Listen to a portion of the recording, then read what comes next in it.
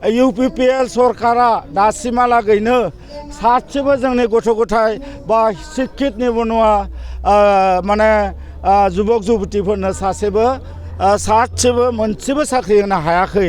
होमब्ला जोंहा मा डेभेलप जों दिनै UPPL होननानै जोङो बिथांमोनखौ समर्थन होना थानानै मा लाब जागोन। गिबियावनो DB निउस आरो बड'सा निउसनिसिम आंनि गोसो गोरबोनिफ्राय साबायखर बावग्रोबाय। दा आंनि फोरमायनांगौआ बेनोदि जोङो UPPL दोलोआव दङमोन। आं केन्द्रीय कमिटिनि CWC हिसाबै दङमोन, मेम्बार हिसाबै। दा 2016 निफ्राय दासिमहालागै दङमोन। नाथाय जोंहा UPPL दोलोनि नीति आदर्शफोरखौ साबजानाय मोनाखिसै, मोजां मोनाखै। मानो होनबा रायजोनो जेरै खोथा होदोंमोन, खोथा होनाय सत्तेयावबो रायजोनि जेबो खामानि मावनो हायाखै। आरो बेनिफ्राय लोगोसेनो माने एकर्डनि जि इमप्लिमेन्टेसन जानो गोनांमोन, बे इमप्लिमेन्टेसना दासिमबो जाफुङाखिसै। गामि सोसननाय, गामि दाननाय बेफोरबो दङमोन, बेफोरखौबो मावफुंनो हायाखिसै। लोगोसेनो रायजोनो बहुद गिदिर खोथा होदोंमोन, नाथाय बै खोथाफोरखौ माने मावफुंनो हायाखिसै, खामानि मावनो हायाखिसै, जेबो डेभेलपमेन्ट गैया।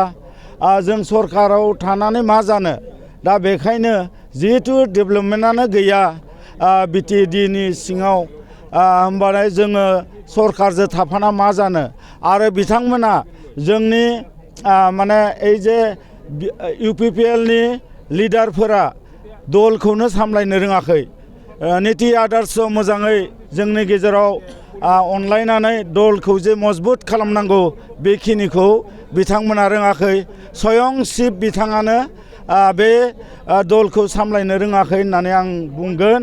मानो होनबा जोंनि बे सालबारि जिल्ला UPPLआव दाबो बिभाजन जानानै दङ। दा बर्तमान जों जे दिनै UPPLनिफ्राय BPF दोलोआव हाबफैबाय, जोंजों लोगोसे मथा मथि 60% आरोबाव मानसिफोर दंबावो।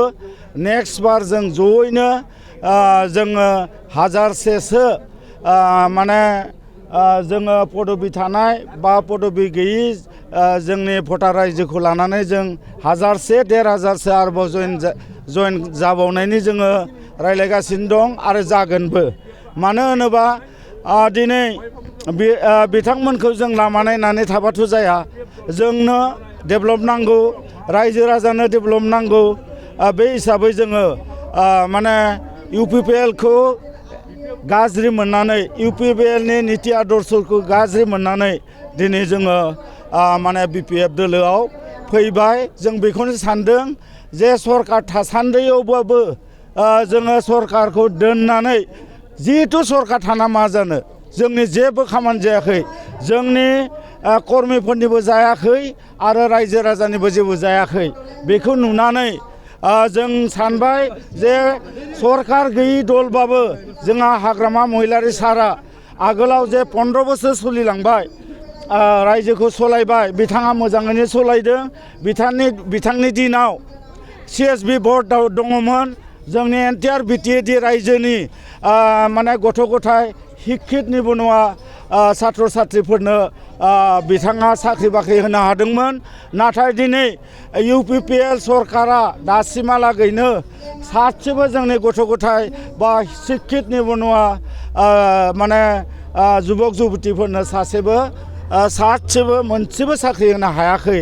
होमब्ला जोंहा मा डेभेलप। जों दिनै UPPL होननानै जोङो बिथांमोनखौ समर्थन होना थानानै मा लाब जागोन।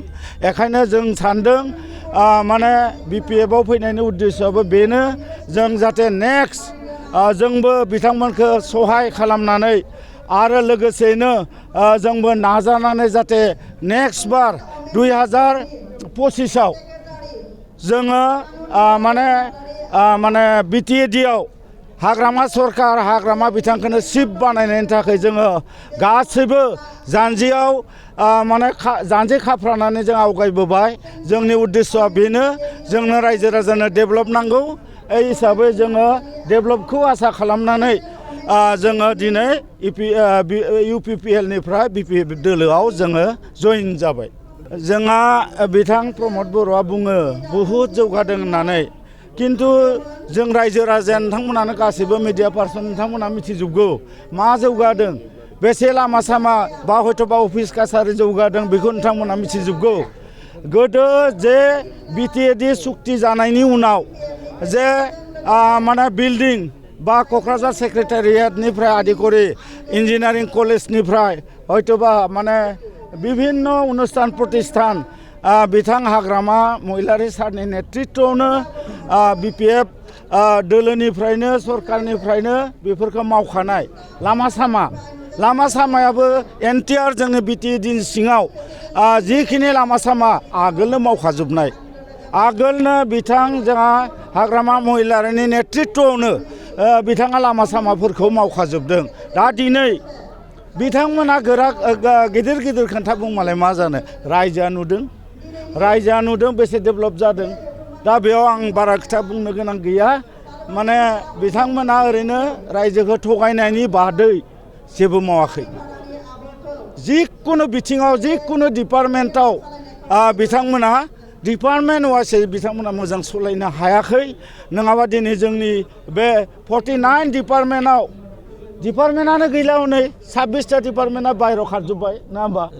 दा गतिके दा जियानो जा जोंहा डिपार्टमेन्ट हिसाबै मावनो गोनां बहुद दंमोन, किन्तु बिथांमोना माने डिपार्टमेन्टफोरखौनो लाखिनो हायाखिसै। बे हिसाबै बोरै डेभेलप जागोन। दा बेखायनो जों गासैबो मजबुत जानांगौ, खौसे जानांगौ। दिनै थगायग्रा सरकारखौ जोङो माने सनमत होबाय थानानै खुनु लाब गैया। जों बेखायनो जाय मानसिया जाय सिबा जाय माने मुरब्बिया जोंनि रायजोनि सिन्था खालामगोन। क'क्राझार सहरनि रायजो राजाफोरनि थाखाय गोजोनथाव खौरां। बिटिआरनि गाहाय राजथावनि क'क्राझार सहरनि जेडी रडजों नांजाबनाय सुदेमपुरी गांजेमा बाजाराव थानाय आइ आफा मेड लाइफ BM हस्पिटालाव रोंगौथि गोनां डक्टर आरो नार्स स्टाफफोरनि गेजेरजों गथ'साफोरनि बेरामजों लोगोसे जायखिजाया बेरामिफोरनि थाखाय होगासिनो दं मोजां फाहामथाय। बे हस्पिटालाव नोंथांमोनहा गोबां फाहामथाय खाबुफोर मोननो हागोन। 24/7 emergency service, laboratory, pharmacy, paediatrics, medicine, gynaecology, dental, urology, dental x-ray, play area, x-ray, sonography, OT, ICU, NICU, PICU नि खाबुफोरखौ मोननो हागोन। आइ आफा मेड लाइफ BM हस्पिटाला 24 घन्टा जेब्लाबो खुलायै थागोन आरो लांलाय लाबोलायनि एम्बुलेन्सआबो मोजाङै सार्भिस थागोन। आबुङै खौरां लाहरनो थाखाय 9101 655 430 8822 688 026 जानबुं नम्बराव खौरां लाहरनो हागोन।